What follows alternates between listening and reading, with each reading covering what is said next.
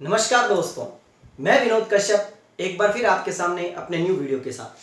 दोस्तों, इससे पहले की वीडियो में हम ऋग्वेद के बारे में जानकारी ले चुके हैं और ऋग्वेद काल के बारे में जानकारी ले चुके हैं, ऋग्वेद के 10 मंडलों के बारे में जानकारी ले चुके हैं और आज के वीडियो के अंदर हम पढ़ने वाले हैं कौन कौन से वेद, यजुर्वेद और सामवेद। लेकिन इस वीडियो को शुरू करने से पहले दोस्तों, आपसे एक छोटी सी अपील कि जिन बच्चों ने मेरे चैनल को सब्सक्राइब नहीं किया है वो मेरे चैनल को सब्सक्राइब कर लें और साथ ही साथ दोस्तों बेल आइकन को दबाना नहीं भूलें, क्योंकि अगर आप बेल आइकन को दबा देंगे तो मेरे आने वाले न्यू वीडियोस के नोटिफिकेशन जो है वो आपको मिलते रहेंगे। तो चलिए दोस्तों, हम शुरू करते हैं अपने इस वीडियो को। लेकिन एक शुरू करने से पहले दोस्तों मैं आपको एक छोटी सी बात कहना चाहूँगा। वो बात ये है दोस्तों कि याद रखिएगा, कई बार हमारे मन में ये क्वेश्चन आ जाता है, कई बार हमारे मन में ये बात आ जाती है कि मैंने एक एग्ज़ाम दे दिया, 2 एग्ज़ाम दे दिए, अभी तक मेरी जॉब नहीं लगी, क्या करूँ, एग्ज़ाम दूँ या ना दूँ। लेकिन ये याद रखिए दोस्तों कि बिना संघर्ष के कोई महान नहीं बनता, बिना संघर्ष के कोई महान नहीं बनता। पत्थर पर जब तक चोट न पड़े तब तक दोस्तों पत्थर भी भगवान नहीं बनता। इसलिए जब तक हमारे जीवन में हमें चोटें नहीं पड़ेंगी तब तक हम क्या नहीं कर पाएंगे, इस जीवन के अंदर किसी उद्देश्य को, किसी लक्ष्य को क्या नहीं कर पाएंगे, पार नहीं कर पाएंगे, किसी लक्ष्य को हम पा नहीं पाएंगे। इसलिए याद रखिए दोस्तों, ये जो चोटें लग रही हैं हमें, जो असफलता रूपी चोटें हैं, यही हमारे आने वाले टाइम के अंदर क्या होंगी, हमारे उद्देश्य को, हमारे लक्ष्य को प्राप्ति में क्या होंगी, सहायक होंगी। और इसी क्रम में आगे बढ़ते हुए हम बात करेंगे आज दोस्तों यजुर्वेद की। दोस्तों, हम इससे पहले ऋग्वेद के 10 मंडलों के बारे में जान चुके हैं और 10 मंडलों के बाद आज यजुर्वेद के बारे में जानने वाले हैं। लेकिन यजुर्वेद को जानने से पहले हम यजुर का अर्थ पढ़ते हैं दोस्तों। याद रखिए दोस्तों, यजु जो है, यजुष जो है, इस यजुष का अर्थ होता है यज्ञ। क्या होता है दोस्तों? यज्ञ। याद रखिए दोस्तों, इस यजु का अर्थ होता है यज्ञ। इसका मतलब क्या हुआ? इसका मतलब हुआ कि ये जो वेद है ये किससे जुड़ा हुआ है? यज्ञ से संबंधित है, यज्ञ से जुड़ा हुआ है। और इसीलिए याद रखिए दोस्तों, यजुर्वेद को कई उपनामों से जाना जाता है, जिसमें एक उपनाम उसका आता है यज्ञ वेद। अर्थात यजुर्वेद को हम किसके नाम से जानते हैं? यज्ञ वेद के नाम से भी क्या करते हैं, जानते हैं। इसी यजुर्वेद को दोस्तों, ये वेद जो है ये कर्म का वेद है, क्योंकि यज्ञ में जब हम आहुतियां देते हैं तो एक कर्म करते हैं। यज्ञ के अंतर्गत आहुतियां देते वक्त जो मंत्र बोले जाते हैं वो भी हम बोल रहे हैं, कर्म कर रहे हैं। इसीलिए याद रखिए दोस्तों, इस वेद को, ठीक है ना, गति का या कर्म का वेद कहा गया है। याद रखिए दोस्तों, गति गति क्योंकि हम गति कर रहे हैं उसके अंदर।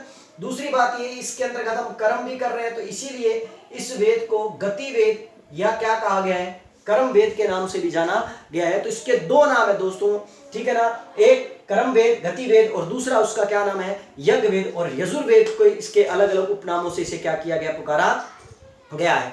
इस वेद का उद्भव जो है दोस्तों वायु से माना जाता है। याद रखिए दोस्तों, बड़ी इंपॉर्टेंट बात है, ठीक है ना, बड़ी इंपॉर्टेंट बात है कि इस वेद का उद्भव जो है वो किससे माना गया है? वायु से माना गया है। ठीक है दोस्तों, किससे माना गया है? वायु से माना गया है।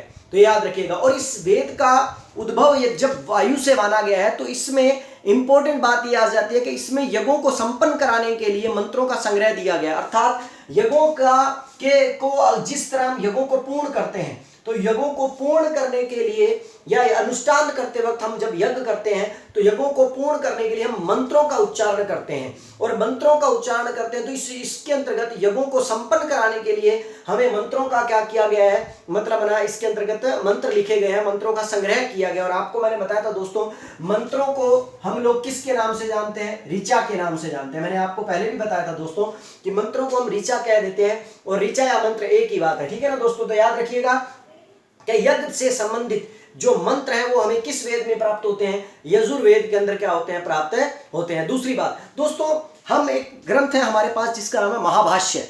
महाभाष्य में यजुर्वेद की 101 शाखाओं का उल्लेख मिलता है। कितनी इंपॉर्टेंट बात है दोस्तों कि महाभाष्य के अंदर,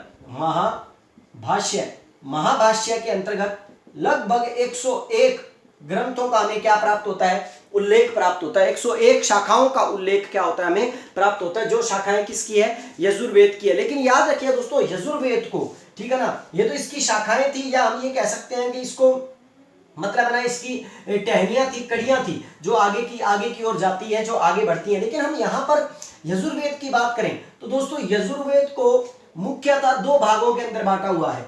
यजुर्वेद जो है दोस्तों, एक और इंपॉर्टेंट बात आपको यहां बता दूं कि यजुर्वेद ऐसा ग्रंथ है जिसको गद्य और पद्य में लिखा गया है। ये गद्य और पद्य जो है इसको चंपू शैली बोलते हैं दोस्तों।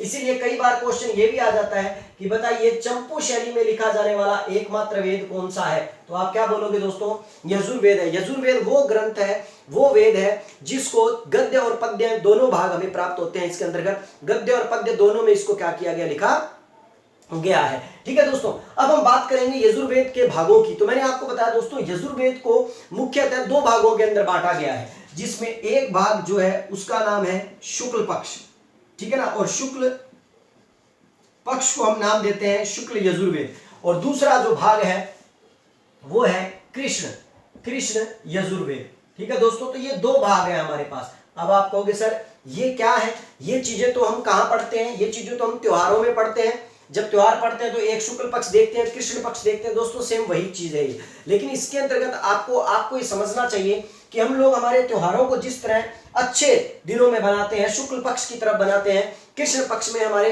अधिकांश त्योहार नहीं आते हैं, उसी प्रकार शुक्ल यजुर्वेद जो है वो अपने आप में वास्तविक यजुर्वेद है। और यही शुक्ल यजुर्वेद जो है ये आपको किसके अंदर प्राप्त होगा, याद रखिएगा दोस्तों, यही वेद जो है वो आपको किस में प्राप्त होता है, पद्य में प्राप्त होता है।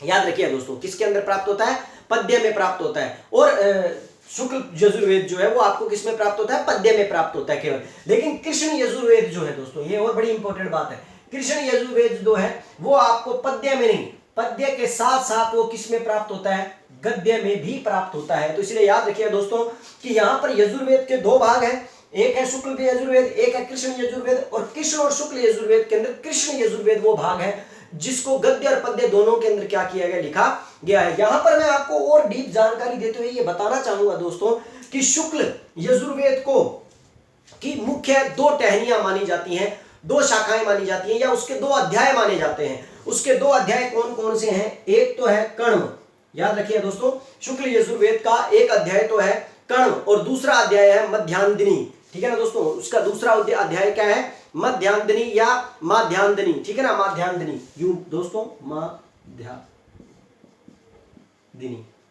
ठीक है दोस्तों, ये दो अध्याय माने जाते हैं। एक तो आपके पास आता है कर्ण और दूसरा उसके बाद आता है दोस्तों आपका मध्यांदिनी। देखो ये जो शुक्ल पक्ष के दोस्तों क्या है, दो मतलब आप अध्याय मान सकते हो। इसी प्रकार यदि हम कृष्ण पक्ष के अध्यायों की बात करें तो दोस्तों कृष्ण पक्ष के टोटल कितने अध्याय माने गए हैं, 4 अध्याय माने गए हैं। तो जो कृष्ण पक्ष है उसके 4 अध्याय बड़े इंपॉर्टेंट अध्याय हैं दोस्तों, जिसमें पहले नंबर पर आता है काठक। इसको काष्टक बोल देते हैं दोस्तों, लेकिन काठक ही है, ये ध्यान रखना। ठीक है ना दोस्तों, क्योंकि अलग अलग मतलब है ना, कई बार मिस प्रिंटिंग भी हो जाती है, कई बार हम भी मतलब अपने आप में थोड़ा सा क्या होता है, कुछ गलत बोल देते हैं, उच्चारण हो जाता है, तो कोई दिक्कत वाली बात नहीं है उसके अंदर। ठीक है ना, दूसरी बात आपको प्राप्त होगा कपिस्थल।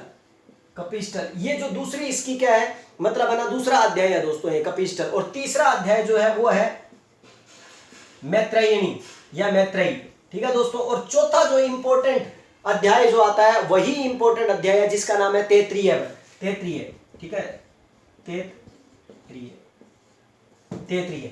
ये 4 अध्याय कृष्ण यजुर्वेद के हैं और ये 2 अध्याय जो हैं वो शुक्ल यजुर्वेद के हैं। आप इन चारों अध्यायों को और इन दोनों अध्यायों को जो नॉर्मल एग्जाम है हमारे, जैसे कि कांस्टेबल का एग्जाम हुआ या रीट जैसे एग्जाम हुए या कोई अन्य छोटे एग्जाम और हो गए, उनके अंदर इन चीजों को याद रखने की आवश्यकता नहीं है। लेकिन नेट जेआरएफ जैसी परीक्षाओं के अंतर्गत, फर्स्ट ग्रेड जैसी परीक्षाओं के अंतर्गत हिस्ट्री में इन चीजों को याद करना बहुत जरूरी है दोस्तों।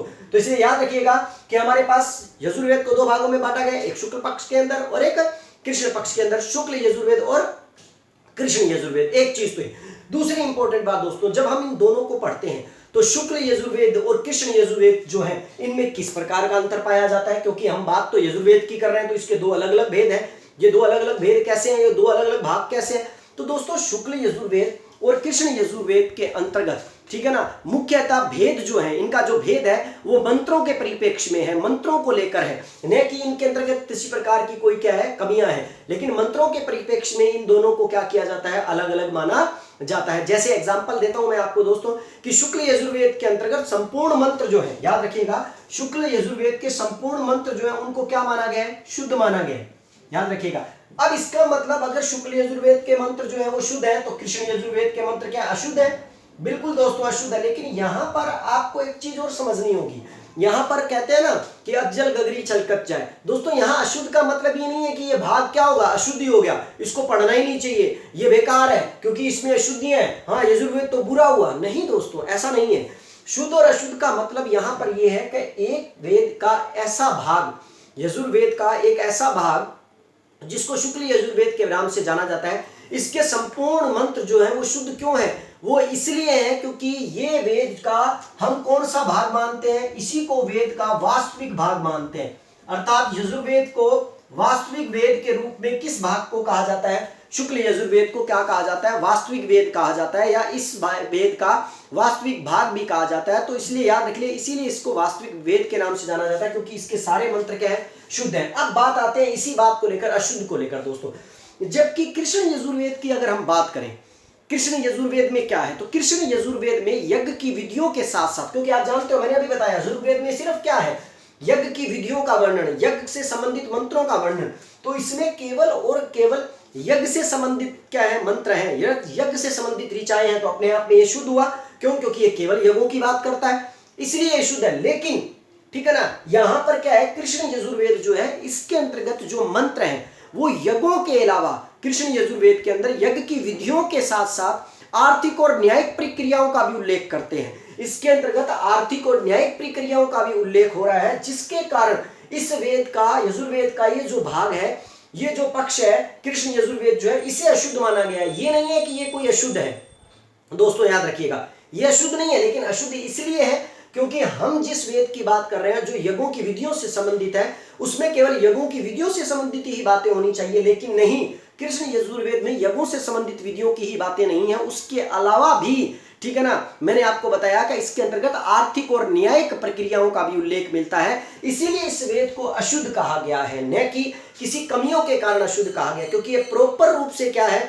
मतलब जिस चीज के लिए बनाया गया है उस चीज पर पूर्ण रूप से बात नहीं कर रहा है। और जबकि पूर्ण रूप से बात कौन सा भाग कर रहा है, शुक्ल यजुर्वेद कर रहा है, इसलिए इसे शुद्ध वेद की संज्ञा दी गई है। आशा करता हूं दोस्तों शुद्ध और अशुद्ध का अर्थ यहां आप समझ गए होंगे, क्योंकि हमारे वेद जो है वो अशुद्ध नहीं है, लेकिन यहां पर शुद्ध और अशुद्ध का कहने का तात्पर्य है कि एक व्यक्ति अगर मान लो केवल और केवल वो इतिहास पढ़ाता है और इतिहास का ही ज्ञाता है और इतिहास के बारे में ही वो जानकारी देता है, तो आप उसे इतिहासकार कहेंगे। लेकिन एक व्यक्ति, ठीक है ना, जो इतिहास भी पढ़ाता है, पॉलिटिकल भी पढ़ाता है, हिंदी भी पढ़ाता है, इंग्लिश भी पढ़ाता है, आप उसे इतिहासकार नहीं कह सकते।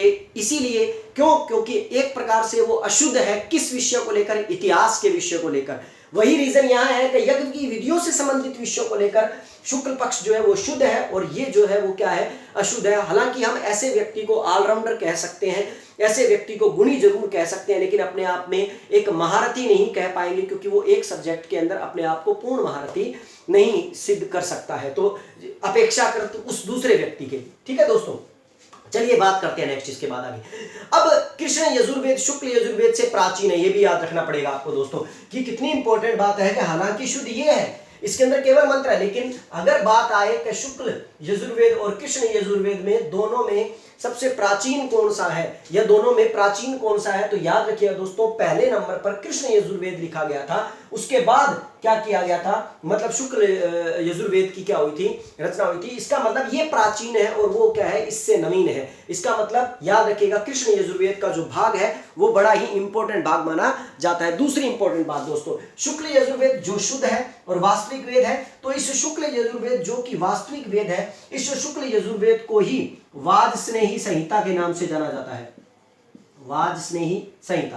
तो याद रखिए दोस्तों कि यजुर्वेद का शुक्ल यजुर्वेद जो है भाग है या शुक्ल पक्ष जो है वो क्या है, वाजस्नेही संहिता के नाम से जाना जाता है। अब यहाँ क्वेश्चन उठता है दोस्तों कि सर यजुर्वेद के शुक्ल पक्ष को वाजस्नेही संहिता क्यों कहा गया दोस्तों, इसका क्या रीजन है, इस संहिता को ऐसा क्यों कहा जाता है? क्योंकि दोस्तों एक ऋषि हुआ करते थे वाजस्नेही, और वाजसेनी जो ऋषि जो थे उनका पुत्र जो था याज्ञवल्क्य के ही जो थे वो इस यजुर्वेद के प्रथम दृष्टा थे, और इसीलिए प्रथम दृष्टा होने के कारण ही इस वेद के इस शुक्ल भाग को क्या कहा गया, वाजस्नेही संहिता, उनके पिता के नाम से क्या किया गया, जाना गया। इसलिए याद रखिएगा अगर क्वेश्चन ये आ जाए कि यजुर्वेद के शुक्ल भाग के प्रथम दृष्टा कौन है, तो याद रखिएगा शुक्ल भाग के प्रथम दृष्टा जो है याज्ञवल्क्य है। ठीक है ना दोस्तों, याज्ञवल्क्य, याद रखिए दोस्तों। याज्ञवल्क्य जो है वो यजुर्वेद के शुक्ल भाग के प्रथम दृष्टा हैं और इसीलिए उनके पिता के नाम पर इसे वाजपेयी संहिता के नाम से क्या किया जाता है, जाना जाता है। दोस्तों एक और इंपॉर्टेंट बात कि ये जो यजुर्वेद है, संपूर्ण यजुर्वेद है दोस्तों, ये बताना चाह रहा हूं, संपूर्ण यजुर्वेद जो है इसके अंदर कुल 40 अध्याय हैं दोस्तों, याद रखिएगा। इसके अंदर कुल कितने अध्याय हैं दोस्तों, 40 अध्याय हैं। ठीक है दोस्तों, इनके अंदर कुल 40 अध्याय हैं और इन 40 अध्यायों के अंतर्गत ये विभक्त है ये पूरे का पूरा, और इसका अंतिम अध्याय जो है वो ईशो उपनिषद है। याद रखिए दोस्तों, हम इन उपनिषदों के बारे में बाद में चर्चा करेंगे। अभी हम केवल और केवल क्या कर रहे हैं, वेदों के बारे में चर्चा कर रहे हैं। लेकिन यहां पर ये बताना उचित होगा कि यजुर्वेद के अंतिम भाग को या अंतिम अध्याय को, यजुर्वेद के अंतिम अध्याय को ईशो उपनिषद के नाम से जाना जाता है। ये उपनिषद क्या है, उपनिषद किस किस वेद के कौन कौन से उपनिषद है, इसके बारे में हम नेक्स्ट वीडियो में या अगले जैसे जैसे हम इनका ज्ञान लेते जा रहे हैं दोस्तों, इसके बाद हम इनके बारे में आगे चर्चा करेंगे। हम उपनिषदों के बारे में भी चर्चा करेंगे, हम जो है आगे आर्णिक ग्रंथों के बारे में भी चर्चा करेंगे। हम इसके बाद आगे ये भी चर्चा करेंगे कि यजुर्वेद को गाने वाले जो ब्राह्मण है या पुरोहित है, या ये कह सकते हैं कि जो गाने वाले, मंत्र बोलने वाले जो लोग हैं, उन्हें किस नाम से जाना जाता है। ठीक है, ऋग्वेद को बोलने वाले मंत्र के लोगों को किस नाम से जाना जाता है, ये सब हम चर्चा करेंगे दोस्तों। वीडियो के साथ बने रहें, मेरे चैनल के साथ बने रहें। आपको इस चैनल पर लगभग इंपॉर्टेंट से इंपॉर्टेंट जानकारी और गहन से गहन अध्ययन में आपको क्या करता रहूंगा, इसी तरह कराता रहूंगा। तो याद रखिए दोस्तों कि इस यजुर्वेद का टोटल कुल अध्याय 40 है और इनके अंदर इसका अंतिम अध्याय जो है वो ईशोपनिषद है। अब मैंने इसी अध्याय के बारे में आपको क्यों बताया दोस्तों, बड़ा इंपॉर्टेंट चीज है, क्योंकि मुख्य बात यह है दोस्तों कि ये अध्याय जो है ईशोपनिषद, ये आध्यात्मिक चिंतन की ओर क्या करता है, बात करता है, आध्यात्मिक चिंतन की तरफ क्या करता है, इशारा करता है। इसलिए ये वेद का जो अंतिम अध्याय जो है ये बड़ा ही इंपॉर्टेंट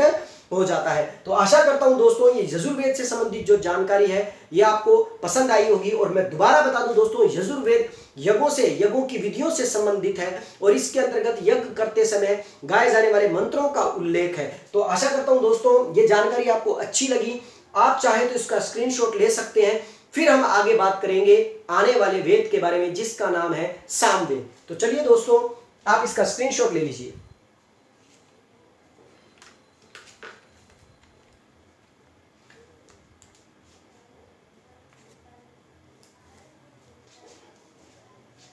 तो चलिए दोस्तों हम बात करेंगे आगे आने वाले वेद के बारे में जिस वेद का नाम है सामवेद।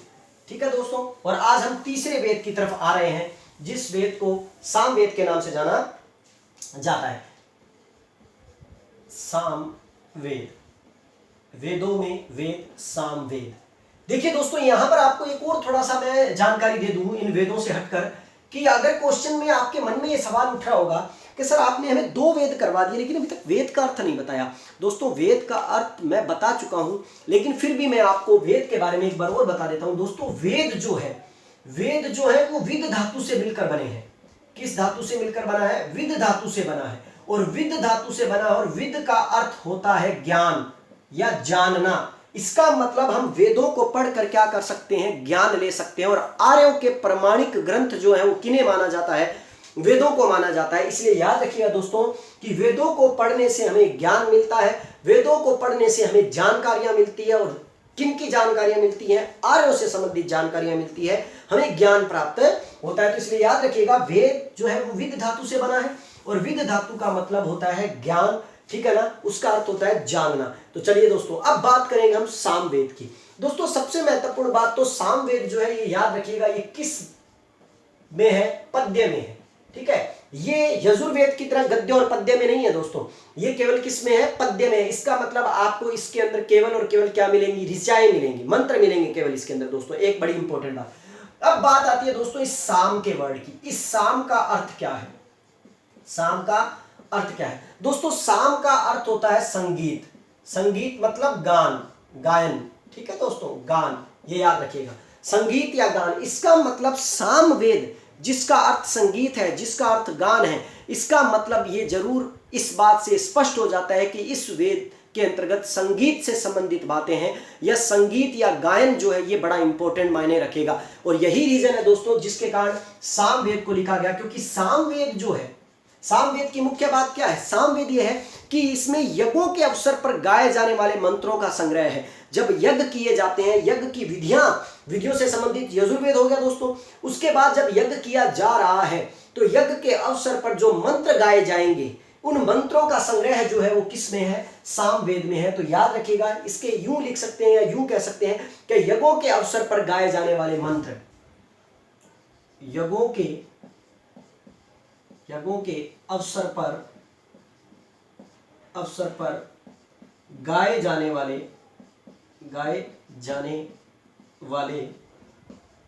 मंत्रों का संग्रह।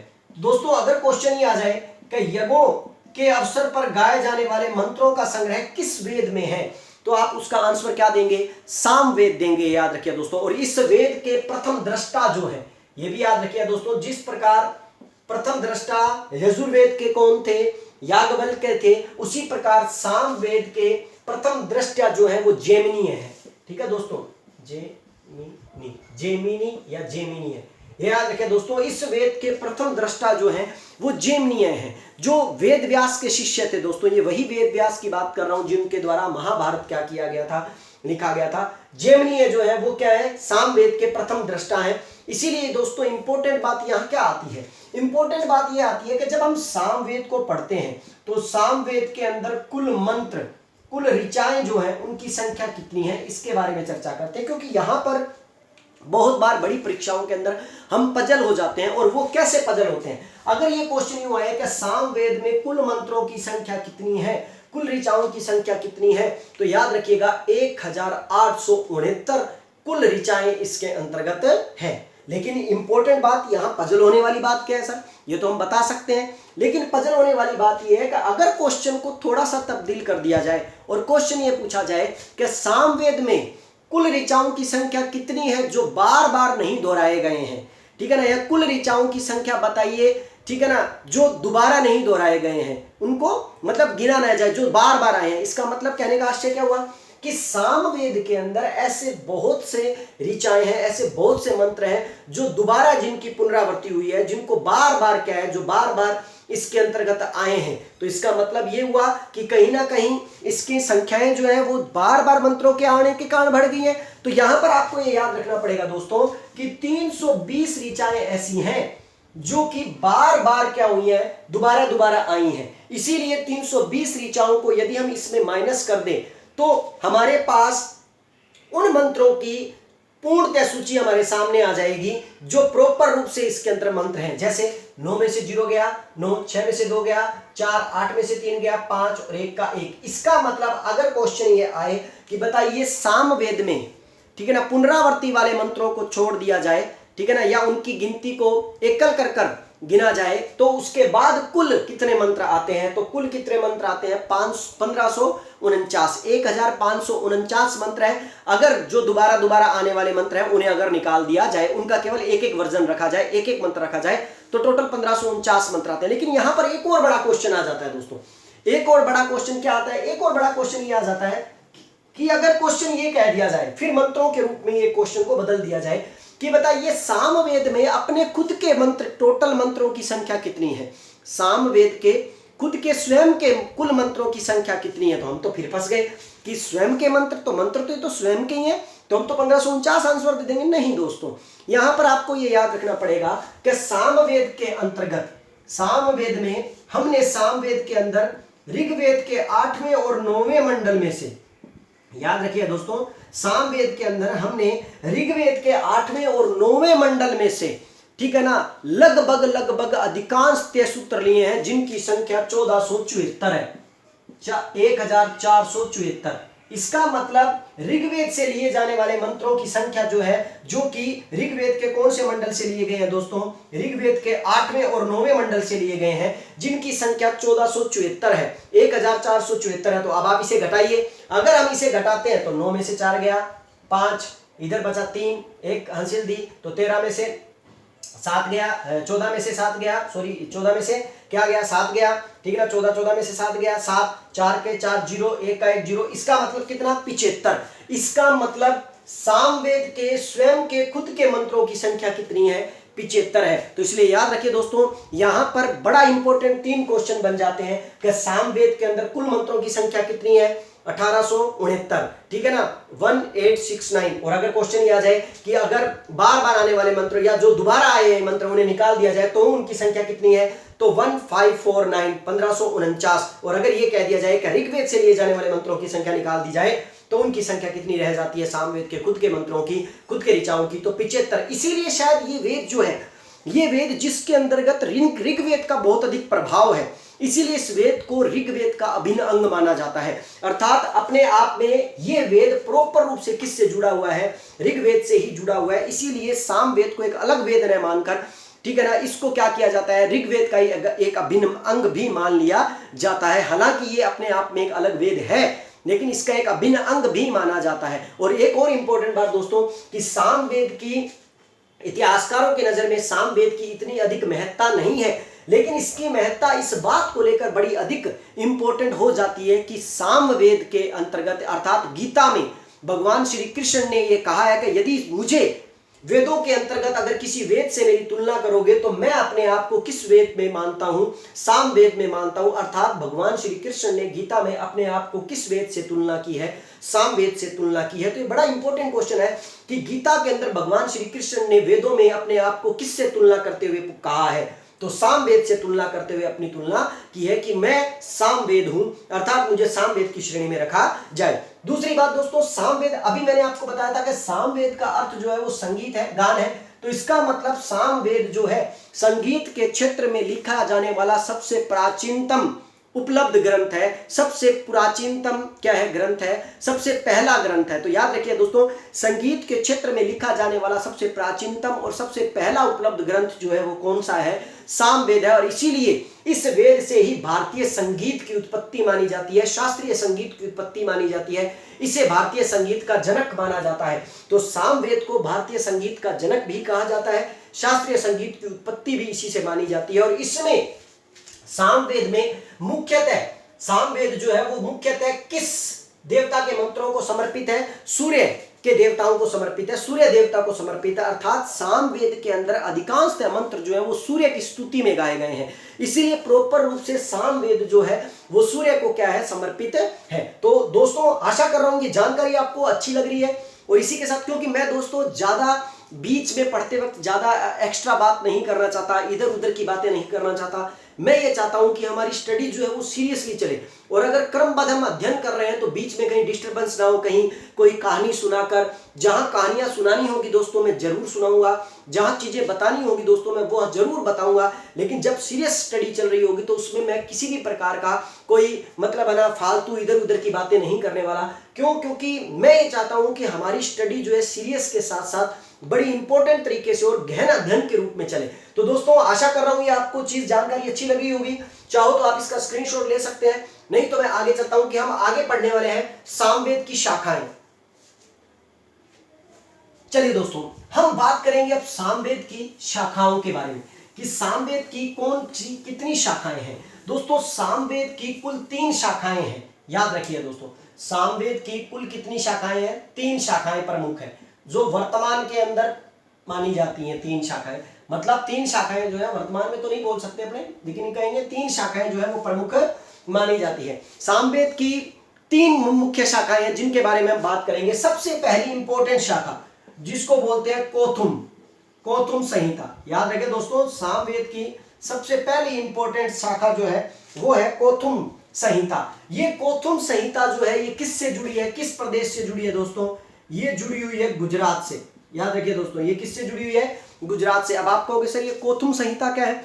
दोस्तों सामवेद की सबसे अधिक प्रचलित अगर कोई शाखा है तो वो कौन सी शाखा है, कोथुम शाखा है। याद रखिए दोस्तों, सर्वाधिक प्रचलित शाखा, अगर क्वेश्चन ये आए कि सामवेद की सर्वाधिक प्रचलित शाखा जो है वो किस क्षेत्र से जुड़ी है या कहां से जुड़ी है, तो आप बोलोगे गुजरात से जुड़ी है और उसका नाम क्या है, कोथुम।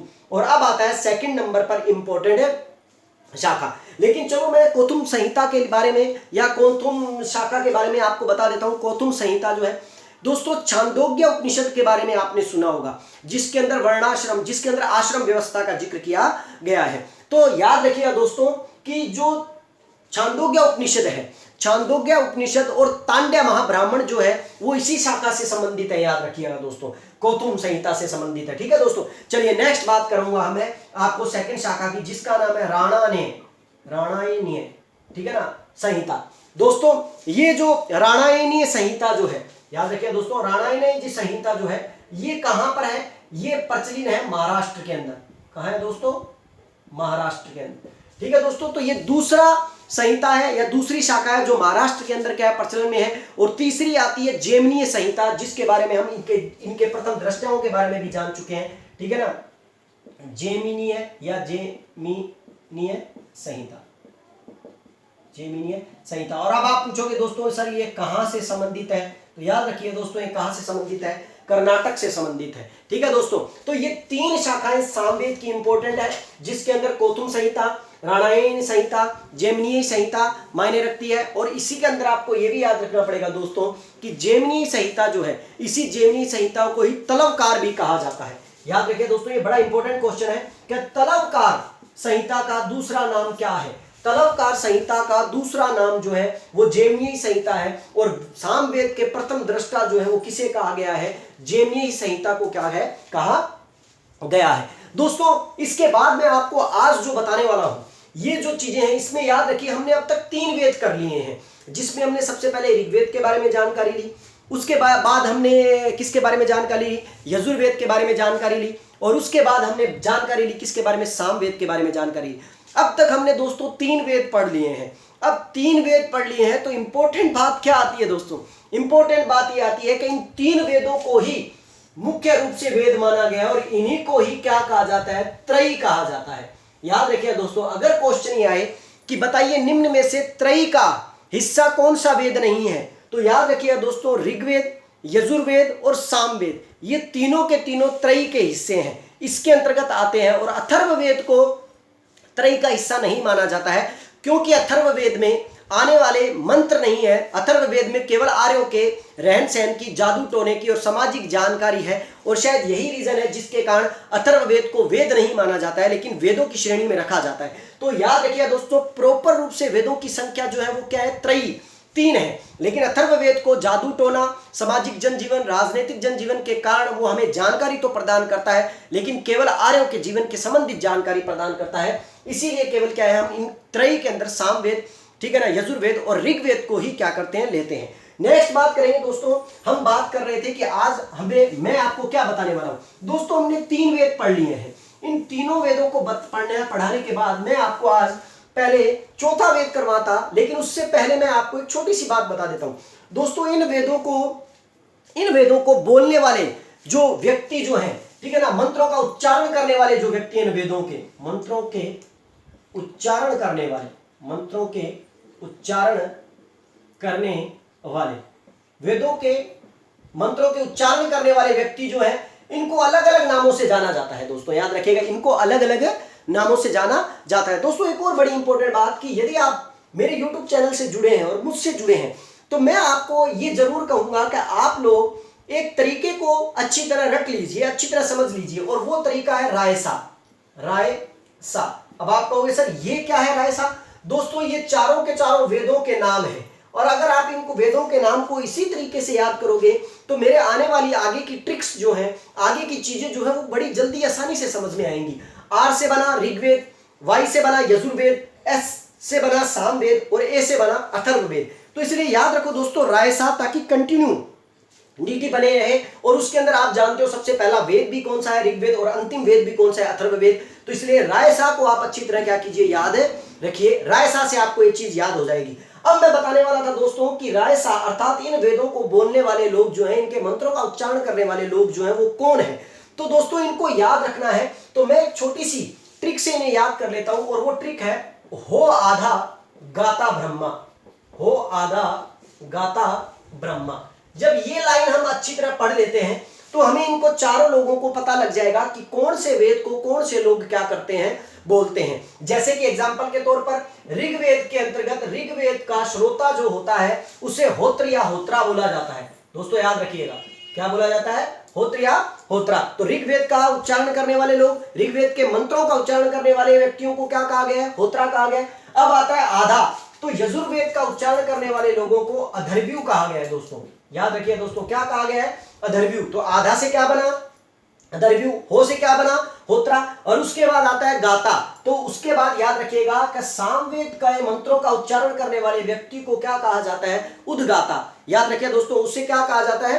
उद्गाता। और अंतिम रह जाता है कि A4 आगे आता है ब्रह्मा। तो ब्रह्मा का मतलब क्या होता है? ब्रह्म, ठीक है ना, या ब्रह्मा भी बोल सकते हैं। यहाँ ब्रह्मा तो नहीं बोल सकते, लेकिन यहाँ ब्रह्म बोलेंगे। तो यहाँ मैंने सूत्र में जो ब्रह्मा लिया है, इसका मतलब कि अथर्ववेद को बांचने वाले, अथर्ववेद को बोलने वाले, अथर्ववेद को पढ़ाने वाले, अथर्ववेद की जानकारी देने वाले व्यक्ति कौन है? ब्रह्म है। तो इसीलिए याद रखिए दोस्तों कि ये वो ट्रिक है जिसके अंतर्गत आप वेदों को बोलने वाले चारों लोगों को क्या करोगे? जान जाओगे कि वेदों का उच्चारण करने वाले चारों लोगों को अलग अलग किन नाम से पुकारा जाता है। कई बार हमारे दिमाग में क्वेश्चन आता है कि सर शायद इनको हम लोग क्या कह देते होंगे? पंडित ही कह देते होंगे, ब्राह्मणी कह देते होंगे, पुरोहित कह देते होंगे, राजपुरोहित कह देते होंगे। नहीं दोस्तों, जिस तरह हर एक सब्जेक्ट का व्यक्ति अपने आप में एक महारथी होता है, इतिहास का इतिहासकार, राजनीति का राजनीतिज्ञ, ठीक है ना, हिंदी का पंडित, ठीक है ना, उसी प्रकार यहां पर हर वेद का अपने आप में एक अलग ज्ञाता है। उसको एक अलग नाम से क्या किया गया है? पुकारा गया है। उसको एक अलग नाम दिया गया है, जो नाम ये है। इसी के साथ दोस्तों आज के मैं वीडियो को यहां खत्म करूंगा, लेकिन मैं ये चाहूंगा कि मेरे द्वारा दी गई जानकारी के बारे में आप मुझे कमेंट बॉक्स में जरूर बताएं दोस्तों, क्योंकि मैं आपके कमेंट्स का इंतजार करता रहता हूं। और मैंने हर बार मेरे स्टूडेंट्स को कहा है, यदि आपको किसी प्रकार की छोटी सी भी कोई प्रॉब्लम आती है तो मैं उसे सॉल्व करने की पूरी कोशिश करूंगा। मेरा जो कॉन्टैक्ट नंबर है वो मेरे चैनल पर और मेरे यहाँ जो बैनर है उन पर भी मिल जाता है। तो इसलिए दोस्तों याद रखिएगा कि ये जो चीजें हैं बड़ी इंपॉर्टेंट चीजें हैं, और अगले नेक्स्ट वीडियो के अंदर हम पढ़ेंगे किसके वेद के बारे में, अथर्ववेद के बारे में और अन्य कई महत्वपूर्ण जानकारियों के बारे में। लेकिन अगला वीडियो से पहले मैं आप लोगों से इस वीडियो में अपील करूंगा दोस्तों कि मेरे चैनल को आप अपने फेसबुक पेज, व्हाट्सएप पेज और व्हाट्सएप स्टेटस के अंदर और अन्य चीजों में अपने ग्रुप्स के अंदर क्या कीजिए? लिंक सेंड कीजिए, ताकि आपका ये जो मित्र है, ये जो व्यक्ति आपके लिए मेहनत कर रहा है, इसे भी मोटिवेशन जो है वो मिलता रहे और आप लोगों का प्यार मुझे इस तरह हमेशा मिलता रहे। ठीक है दोस्तों, आज के लिए इतना काफी है। धन्यवाद दोस्तों, और आप लोग सब लोग खुश रहें, ठीक है ना, आप सब लोग जो है वो कोरोना से बचे रहें, यही मेरी आप लोगों से आशा है। धन्यवाद।